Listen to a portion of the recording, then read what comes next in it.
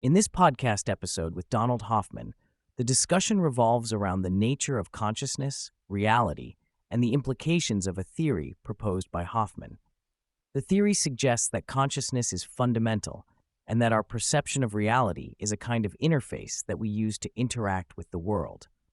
This theory challenges the traditional view that physical reality is fundamental and consciousness is a byproduct of the brain. Hoffman introduces the concept of conscious agents, which are entities that have experiences and can interact with each other. These conscious agents form a network that gives rise to our perception of reality. According to Hoffman, the dynamics of these conscious agents can be described mathematically, and this description can provide insights into the nature of particles and their interactions. Hoffman argues that our perception of reality is limited by the space-time interface that we use to interact with the world. This interface shapes our experiences and influences how we perceive the world around us.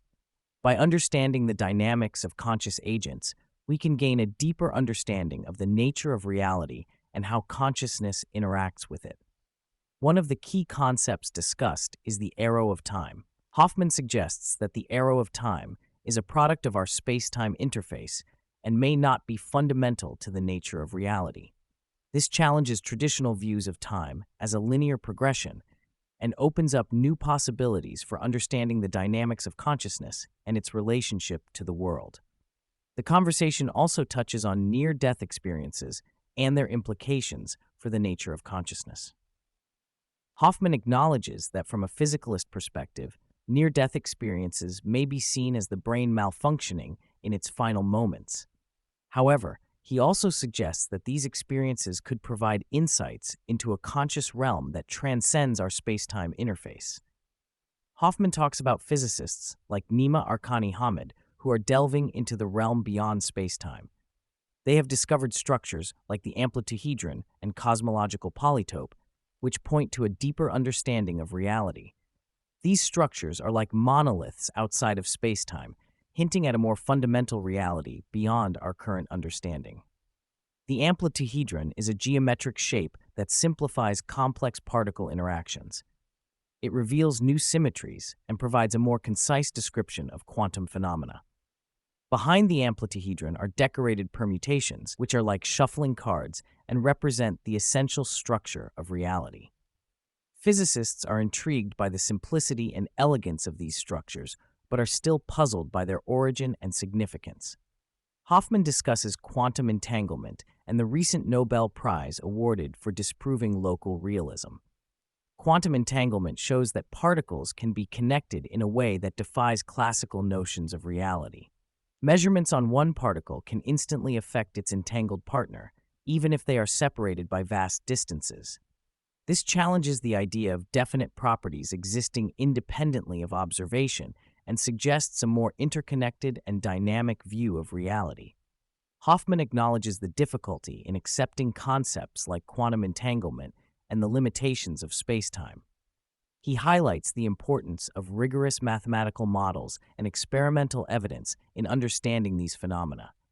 While these ideas may challenge traditional beliefs, they offer new insights into the nature of reality and the interconnectedness of the universe. Hoffman uses the analogy of a video game to explain his theory that we are living in a simulation.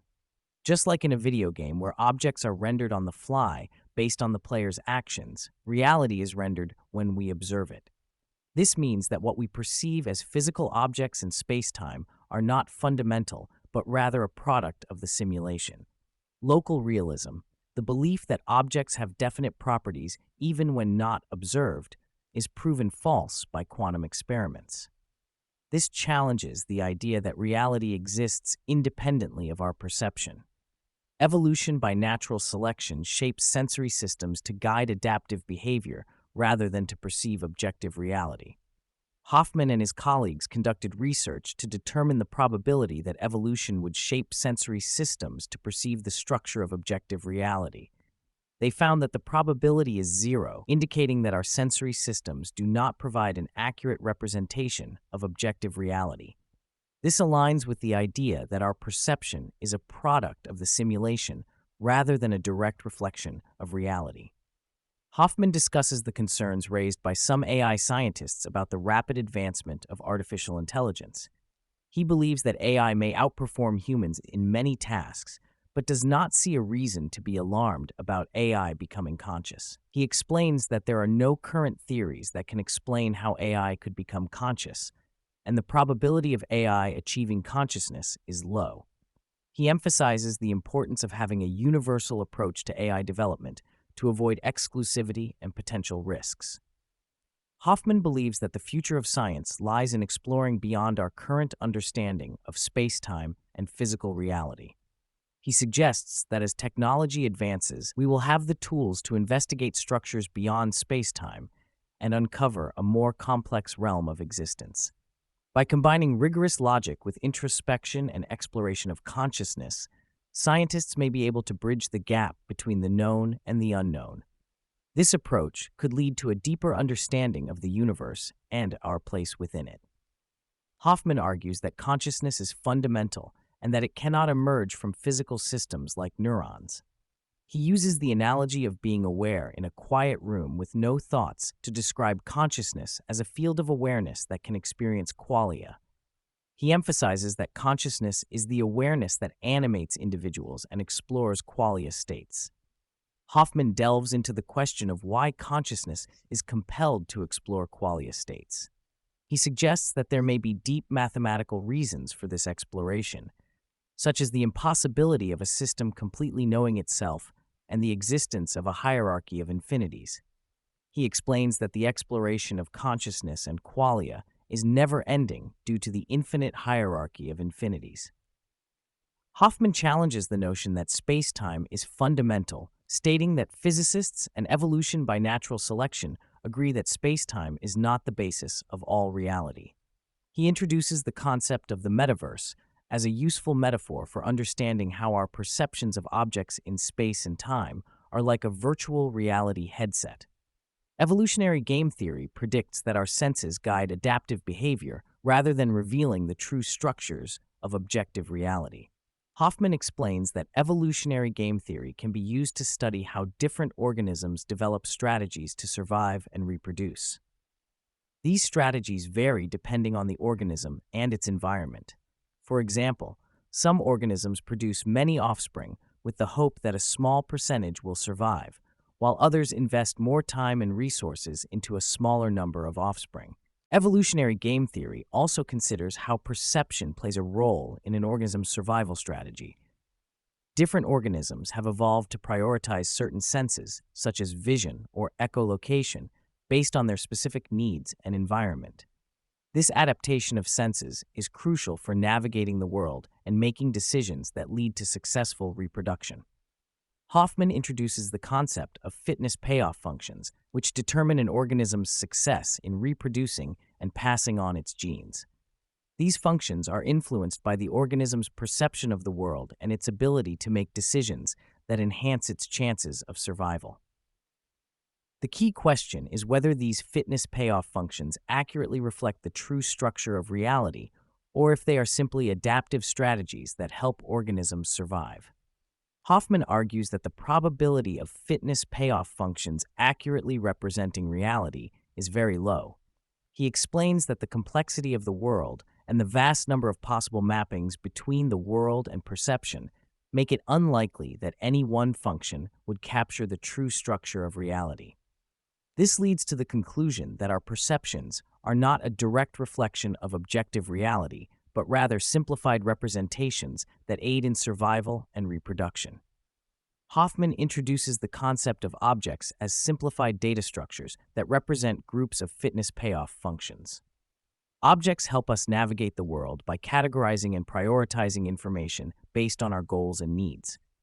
For example, an apple represents a set of fitness payoffs related to eating, while a sword represents a set of fitness payoffs related to fighting. Our perception of objects is dynamic, allowing us to shift attention and focus on different fitness payoffs as needed for survival. The conversation delves into the parallels between evolutionary game theory and artificial intelligence. Hoffman explains how AI uses a possibility space to generate patterns and predict likely outcomes based on existing data. This process mirrors the way organisms adapt and evolve strategies to navigate their environment and make decisions that enhance their chances of survival. While discussing the idea of getting out of the headset, Hoffman raises the question of whether the goal is to manipulate the simulation or to understand what lies beyond it. He emphasizes the importance of developing a theory that goes beyond space-time, while also making predictions that align with our current understanding of physics. Hoffman acknowledges the complexity of exploring concepts outside of space-time, such as non-computable functions, which may offer insights into a deeper understanding of reality.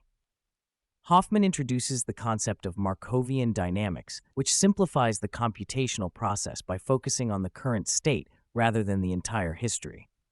He explains how consciousness can be modeled using Markovian kernels, which determine the probabilities of transitioning between different qualia states. Hoffman suggests that dark energy and dark matter may be influenced by qualia states that are not directly observable within our space-time reality. These unseen influences could be shaping the dynamics of the universe in ways that are beyond our current understanding. Hoffman references Gödel's Incompleteness theorem, which states that there will always be more to explore and understand, and that a theory of everything may never be fully realized.